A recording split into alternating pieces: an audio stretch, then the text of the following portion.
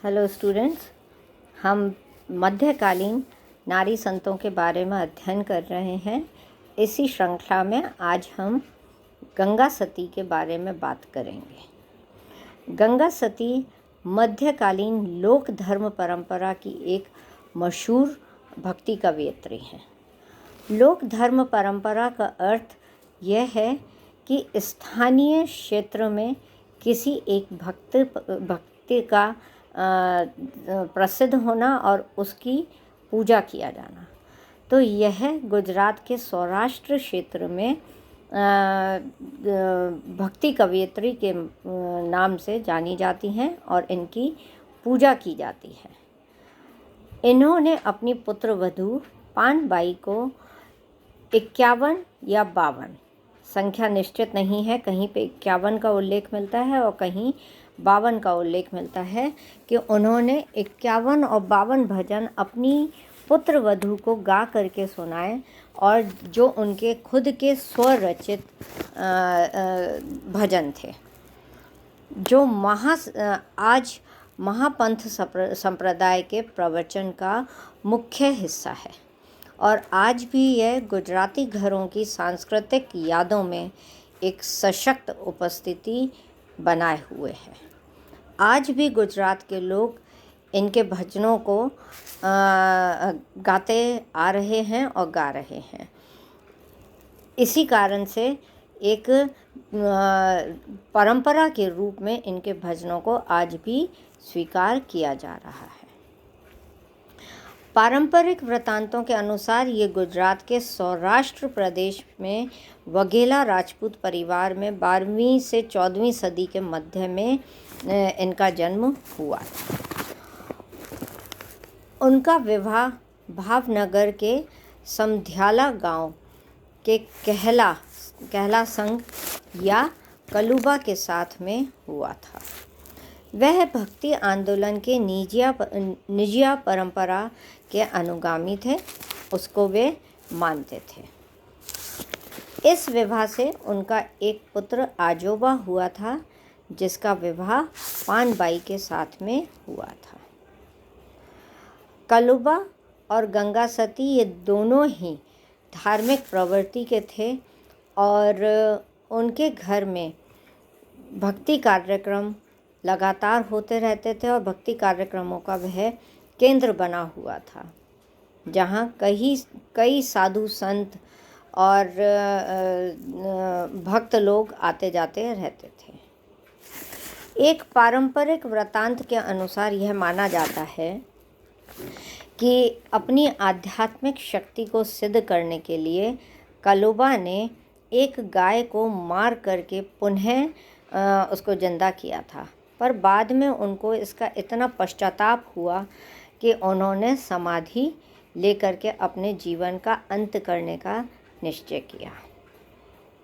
गंगा सती ने स्वयं भी उनके साथ में समाधि लेने का निर्णय लिया, परंतु कलुबा के द्वारा मना कर दिया गया और उनको यह आदेश दिया गया कि वे समाधि लेने के लिए तब तक इंतज़ार करें जब तक कि वह अपनी पुत्रवधू पानबाई को धर्म के रास्ते पर चलने के लिए या भक्ति की राह पर चलने के लिए तैयार नहीं कर लेती हैं। यानी कि उनको वे चाहते थे कि भक्ति का वैसा ही प्रशिक्षण मिले ताकि वे सद मार्ग पर चल सके। गंगा सती इसके लिए तैयार हो गई और उन्होंने पानबाई को सिखाने के लिए 51 दिनों तक प्रतिदिन एक भक्ति गीत या भजन तैयार किया और इस प्रकार उसे भक्ति की राह दिखाई। और ये माना जाता है, जो वहाँ के मौखिक साक्ष्यों में, सौराष्ट्र क्षेत्र के मौखिक साक्ष्यों में वर्णित मिलता है कि पानबाई को प्रशिक्षण देने के पश्चात उन्होंने समाधि ग्रहण कर ली थी। गंगा सती का प्रत्येक भजन एक उद्देश्य या आप उसको थीम कह सकते हैं, उस थीम के साथ में तैयार किया गया और जिसमें आध्यात्मिक सीख भी दी गई है, जैसे गुरु की महिमा, गुरु का महत्व, एक भक्त का जीवन, भक्ति का स्वरूप कैसा हो, भक्ति शब्द का क्या मायने है और वह किस प्रकार से विकसित की गई, ये सब उनके भजनों में हमारे को देखने को मिलता है। ये 51 भजन गंगा सती के स्वरचित रचनाएं हैं, जो पानबाई को एक सही मार्ग दिखाने के लिए या गुरु सद्मार्ग पर चलने के लिए जो इंस्ट्रक्शन दिए गए थे या जो आदेश दिए गए थे या उन आदेशों के तहत उनको पालना करने के लिए कहा गया था, ये रचनाएं उस प्रकार की हैं। ये भजन हमारे को किसी एक देवी देवता की श्रद्धा में नहीं दिखाई पड़ते हैं, वरन उन्होंने सामान्य हम किसी भी देवता की भक्ति में ये लिखे गए हैं। यानी उन्होंने किसी देवता का नाम नहीं लिया, किसी ईश्वर के किसी स्वरूप का उन्होंने जिक्र नहीं करा। उन्होंने जिस प्रकार से गुरु के द्वारा बताए गए रास्ते पर चलने का सबको शिक्षा दी है, वह कई मायनों में कबीर से मिलता हुआ है, क्योंकि यहाँ भी उनका गुरु निराकार है, जो किसी भी धर्म से संबंधित नहीं है और ना ही वह किसी यज्ञ कर्मकांड या किसी अन्य प्रकार की भक्ति के लिए जोर देता है। तो यह एक कबीर की ही भांति अदृश्य गुरु से संबंधित उनका यह धर्म है, जो कि निराकार और निर्गुण भक्ति का ही एक स्वरूप हमारे को दिखाई देता है। इससे यह क्लियर है कि पानबाई भी गंगा सती भी निर्गुण भक्ति परंपरा में विश्वास रखती थी और उसी पर चल करके उन्होंने गुरु की भक्ति और गुरु के महत्व को ही संसार के सम्मुख और मनुष्यों को सन्मार्ग दिखाया है। ये भजन आध्यात्मिक प्राप्ति के मार्ग के विभिन्न पक्षों को बताते हैं कि किस प्रकार से हम भक्ति के माध्यम से गुरु की प्राप्ति हम कर सकते हैं। उनके भजन आज भी सौराष्ट्र में प्रसिद्ध हैं और भक्ति गायकों के द्वारा आज भी वे गाए जाते हैं। उनके कुछ भजनों को मैं यहाँ पर आपको बता रही हूँ, जिसके माध्यम से आपको उनके किस प्रकार से उन्होंने भजनों की रचना करी, उनके भजन का स्वरूप क्या था, उन्होंने किस प्रकार की शिक्षा दी और सन्मार्ग पर चलने का क्या रास्ता है, उसके लिए उन्होंने जोर दिया। उन्होंने अपने भजनों में अंतःकरण की शुद्धता, ज्ञान की प्राप्ति, ईश्वर की अनुभूति, अच्छे वचन, गुरु के वचनों पर चलना और उस पर अडिग रहना और गुरु के वचनों से कोई भी कभी भी विचलित नहीं हो सकता है। गुरु की प्राप्ति के लिए मन में संशय का नहीं होना, अचल वचन, यानी कि जो वचन गुरु ने दिया है वह कभी भी बदल नहीं सकता। असली संत क्या होता है, इन सब के बारे में उन्होंने अपने भजनों में उल्लेख किया है। और जहाँ कबीर ने दोहे के माध्यम से और दोहों के माध्यम से अपने वाक्पटुता को जाहिर किया है, वहीं हम देखते हैं कि गंगा सती ने अपने भजनों के माध्यम से ईश्वर की प्राप्ति का, भक्ति का मार्ग बताया है। पहली कविता हम लेते हैं जिसमें उन्होंने अंतःकरण की शुद्धता पर जोर दिया है। वे लिखती हैं कि जो लोग अपने अंतःकरण से या जो हमेशा इच्छा रखते हैं, जिनके मन में यह रहता है कि सब उनकी पूजा करें, यानी कि उनके प्रति श्रद्धा रखें, उनको ईश्वर का रंग यानी कि ईश्वर का सामीप्य कभी भी प्राप्त नहीं होता, क्योंकि वे किसी तृष्णा से या लालच से लिपटे हुए रहते हैं। ऐसे लोग जिन्हें ईश्वर का रंग नहीं चढ़ता, यानी कि जिसको ईश्वर का सामीप्य ही नहीं मिलता है, उसे वे कहती हैं कि शिष्य ही नहीं बनाना चाहिए।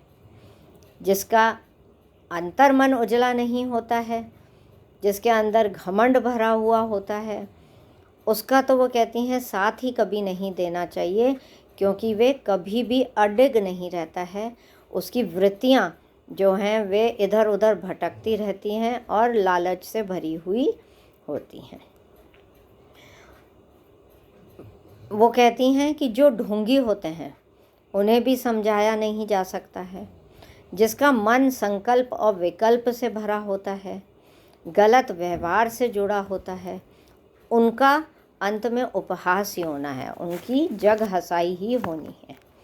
इसलिए गंगा सती कहती है कि ऐसे लोगों का भरोसा ही नहीं करना चाहिए और ना ही उन्हें कभी उपदेश भी देना चाहिए, क्योंकि वे सच्चे मन से या अपने अंतःकरण की शुद्धता पर जोर ही नहीं देते हैं। एक ऐसे ही दूसरे भजन में वो कहती हैं कि अभ्यास प्राप्त होने के बाद में मन कभी भी इधर उधर भटकता नहीं है। अभ्यास यानी ईश्वरीय ज्ञान की प्राप्ति या ईश्वर की अनुभूति का होना। गंगा सती कहती हैं कि ईश्वर की प्रति जागृति या अनुभूति आते ही मन को इधर उधर भटकना नहीं चाहिए, या मानव को भी इधर उधर नहीं जाना चाहिए, ना किसी में उसे भेदभाव करना चाहिए। हमेशा एकांत में, यानी अपनी जो चेतना है उसको हमेशा ध्यान में रखते हुए उसको हमेशा अपने साथ रखना चाहिए, जिससे सिर पर सद्गुरु का हाथ हमेशा बना रहे। ईश्वर की प्राप्ति के पश्चात हमारे को ना तो वो कहती हैं तीर्थ व्रत की आवश्यकता है, ना ही हमारे को अब किसी भी प्रकार से ईश्वर की प्राप्ति के मार्ग पर चर्चा करने की आवश्यकता है, बल्कि यह सब झंझट छोड़ करके हमें अपनी अंतरात्मा को पहचानना चाहिए और इसके मर्म को पहचानना चाहिए। और जब सारा ही जग हरि में लगने लगे, तब सारे प्रपंच मोह माया छोड़ करके सिर्फ ईश्वर की प्राप्ति की तरफ गति करनी चाहिए। सांसारिक माया को छोड़ना, यानी कि जितना भी मंडप, उत्सव, त्योहार, तृष्णाएं, इन सब से जीवन को नहीं जोड़ना चाहिए। अगर राम की पूर्ण प्राप्ति करनी है तो, यानी कि ईश्वर की पूर्ण प्राप्ति करनी है तो इन सब चीज़ों में मन नहीं लगाना चाहिए। एक अन्य भजन में वे कहती हैं कि अचल वचन कभी भी विचलित नहीं होता है। सद्गुरु के सानिध्य से ही सद्गुरु की अनुभूति जिनको होती है उनमें अहंकार नहीं आता है, क्योंकि गुरु के वचन अचल होते हैं। कितनी भी कठिनाई क्यों ना हो, वे कभी भी विचलित नहीं होने देते हैं। अगर हम सद्गुरु की राह पे निकल गए हैं तो कठिनाइयाँ भी हमारे को विचलित नहीं होने देगी। वे लोग जो सद्गुरु की प्राप्ति कर लेते हैं, वे देह त्याग करके भी अपने वचन को निभाते हैं। गुरु के साथ जो चलते हैं उनकी ईश्वर भी परीक्षा लेते हैं तो भी वे डरते नहीं हैं। गुरु के साथ से अंतर्मन जो है वह हमारी डुबकी लगा लेता है, यानी कि शुद्ध हो जाता है। गुरु के वचनों का पालन करने से त्रिविध काल, यानी कि भूत, वर्तमान, भविष्य, त्रिगुण, यानी कि सत, रजत, तमस, और शरीर की स्थितियाँ, बालपन, जवानी और वृद्धावस्था, वो कहती हैं कि जगत में ये सब क्रियाएं होती ही हैं और इन क्रियाओं के होते हुए ही सुख दुख का अनुभव मनुष्य करता है। परंतु अगर गुरु की अनुभूति हो जाती है तो वह इन सब से दूर रहता है। गंगा सती कहती है कि इतनी दृढ़ता से अंतर मन में अगर सद्गुरु की लगन लग जाती है तो नकलंक राय, ये सौराष्ट्र क्षेत्र में शिव को या ईश्वर को बोला जाता है, तो अगर इन सब से जगत की स्थितियों से मनुष्य ऊपर उठ जाता है और गुरु की प्राप्ति हो जाती है तो भगवान भी खुश होते हैं और मोह माया से वो हमारे को दूर रखते हैं। एक अन्य भजन में वे कहती हैं कि असली संत क्या होता है। असली संत कभी भी विचलित नहीं होता है, उसमें कभी कपट नहीं होता है, गुरु के वचनों का वह पूर्ण रूप से समझता है। वह जो गुरु के वचन समझ जाता है वही प्रज्ञावान होता है, वही संत है और जीवन मृत्यु के फेरों से वह दूर रहता है। लाभ हानि तृष्णा सबसे वह परे हो जाता है, तभी वह सही भक्त होता है। मन से इस तरह अगर हमेशा खुश हो तो उन पर भगवान भी हमेशा खुश रहते हैं। गंगा सती कहती हैं कि वही असली संत होता है जो हमेशा से ही खुश रहता है।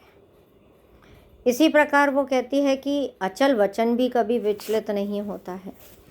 सद्गुरु के सानिध्य से अनुभूति जिनको होती है उनमें ना तो कभी अहंकार होता है, न ही वे कभी अपने गुरु के वचन से विचलित होते हैं, चाहे कुछ भी हो जाए।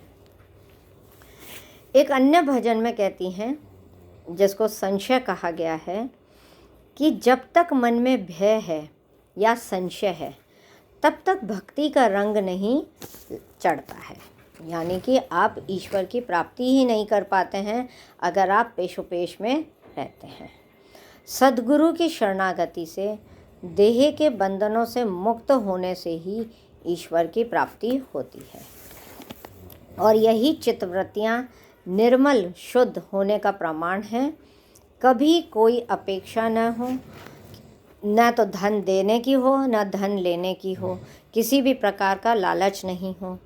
हरि के गुरु के वचनों में विश्वास होगा तो वो कहती है कि हम सुख दुख से परे होंगे। हरि के प्रदेश में पद प्रतिष्ठा पक्षपात सब छोड़ करके भक्ति में लीन होना से ही ईश्वर की प्राप्ति होती है। इसलिए गंगा सती कहती है कि यह खेल अटपटा ज़रूर है, पर पान भाई अपनी बहू को समझाती हुई वो कहती हैं कि जब ये समझ में आ जाता है तब सब कुछ मिट जाता है। यानी उन्होंने ईश्वर की प्राप्ति के लिए सद्गुरु की एक कल्पना करी और उसी निर्गुण धारा पे चलने के लिए उन्होंने जीवन में प्रेरित किया और गुरु को ही उन्होंने बड़ा माना और गुरु के माध्यम से ही उन्होंने ईश्वर की प्राप्ति और ईश्वर के दिखाए मार्ग पे गुरु के सानिध्य से एक मोक्ष की प्राप्ति या उन्होंने एक सद्मार्ग को चुना जिसके माध्यम से हम जीवन को सफलता से पार कर सकते हैं। इस प्रकार इनका निर्गुण धारा की यह मुख्य कवयित्री रहीं और इनके भजनों ने आज भी अपनी